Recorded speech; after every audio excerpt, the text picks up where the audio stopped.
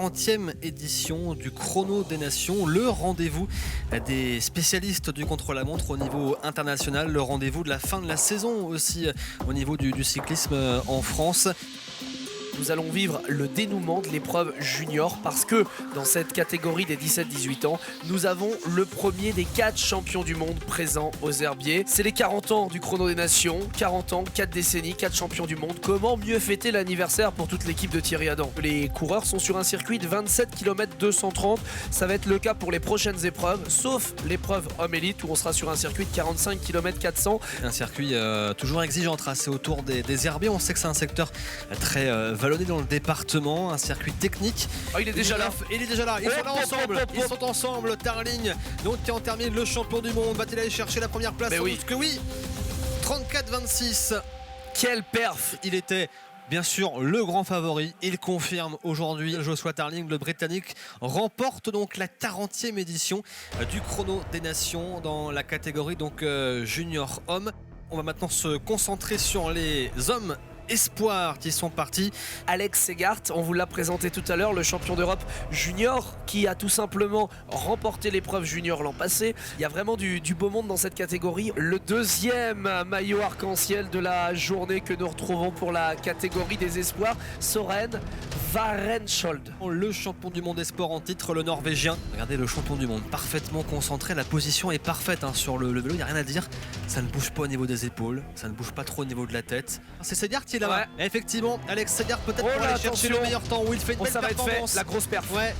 Quasiment 32 minutes et 13 secondes pour Alex Segart, le champion d'Europe, qui vient chercher donc le meilleur temps au classement provisoire. Va-t-il battre le champion du monde? On va voir la réponse dans quelques instants. Il est là, Varensholt. Il est là. Battu. Ah, c'est déjà battu. Il est déjà battu, Varensholt, pour sa première apparition avec le maillot de champion du monde ici en France.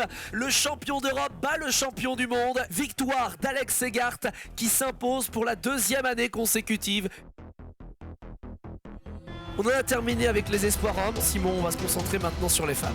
Tout à fait, l'épreuve femme élite espoir avec là aussi une championne du monde qui est au rendez-vous, qui sera la dernière donc à s'élancer. C'est Ellen Van Dijk, la concurrente de l'équipe Trek Segafredo, la néerlandaise, la championne du monde qui a été 3 fois championne du monde du chrono, 2022, donc cette saison 2021 et 2013, qui avait remporté également le Tour des Flandres. Et la particularité pour les femmes, c'est-à-dire que c'est une course unique pour les espoirs et pour les élites.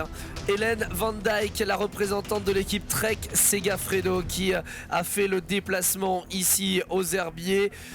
Et c'est, on le disait tout à l'heure, mais ce qui l'a vraiment motivé et décidé, c'est cette égalité salariale, c'est cette motivation de l'équipe de mettre sur le même pied, sur la même marche du podium, j'ai envie de dire, tout en haut du podium, le cyclisme féminin et le cyclisme masculin. Et on le disait, Ellen Van Dijk, 3 fois championne du monde du contre-la-montre. Elle a remporté le Tour des Flandres, elle a remporté 2 fois à travers les Flandres également. Cette saison, elle a remporté le classement général du Baloise Ladies Tour. Autant vous dire qu'elle fait partie des grands favoris. C'est le 3e maillot arc-en-ciel que vous voyez de la journée ici aux herbiers. La tête penchée vers le bas pour avoir le plus d'aérodynamisme possible, et qui relève de temps en temps pour voir la trajectoire. Elle va aller chercher la victoire, c'est fait, c'est confirmé. Ellen Van Dijk vient chercher donc le meilleur temps et s'impose 35 minutes 54. Elle est sortie de nulle part. Elle est sortie de nulle part. On attendait encore je crois 2 ou 3 concurrentes et là elle est sortie, elle a rattrapé tout le monde.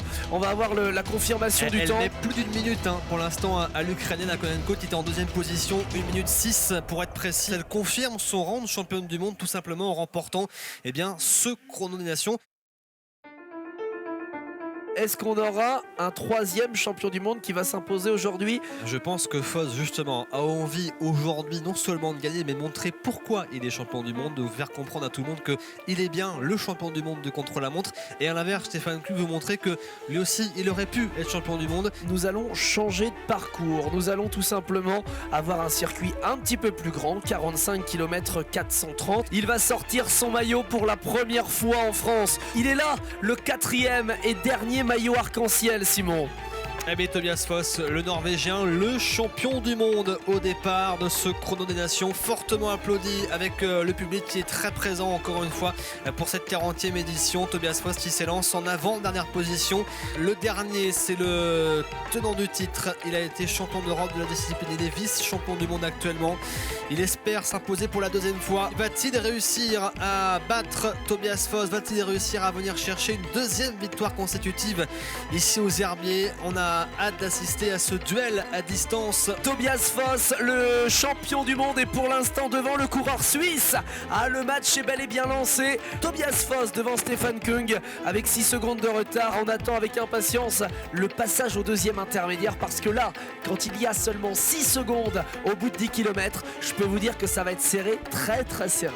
Sera-t-il devant ou derrière Tobias Foss? Va-t-il réussir à combler le retard de 6 secondes qu'il avait? Et il passe en deuxième position. Stefan Kung pointé à 2 secondes.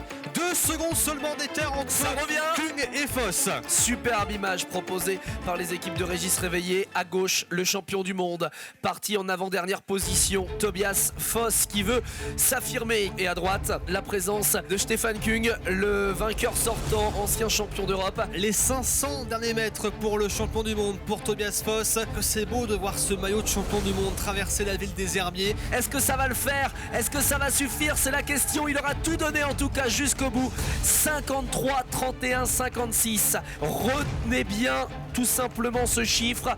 Dans quelques instants, ce sera les 500 derniers mètres. On aura ensuite le dernier virage sur la droite pour Stefan Kung. Va-t-il aller chercher cette première place? 35 secondes pour terminer. Ça va jouer à coups de secondes. 30 secondes. Est-ce qu'il sera le premier? Il reste 10 secondes, Simon. Il reste 10 secondes. Pour Ça aller va chercher être la rien. première place. C'est rien. 53, 23, 24, 25, 26. La première place, peut-être la victoire de Stefan Kung. Il a gagné. La victoire de Stefan Kung. Extraordinaire. Stefan Kung qui s'impose. 2 secondes d'avance pour Stefan Kung qui s'impose devant Tobias Foss. Il a repris 4 secondes dans les derniers kilomètres. Le superbe dénouement que nous avons vécu. Nous gardons le même vainqueur que l'an dernier. Stefan Kung tient sa revanche. On vous avait promis une bataille exceptionnelle. Là, je crois qu'on ne pouvait pas avoir mieux. Ça s'est joué à coups de secondes. Regardez le classement. Stefan Kung s'impose avec 2 secondes d'avance sur Tobias Foss. Matteo Sobrero est donc 3e. On aura vibré. On aura eu 2 champions du monde qui ont réussi à s'imposer et 2 autres champions du monde qui seront 2e. Des rebondissements, du suspense et des super champions à la hauteur de l'événement.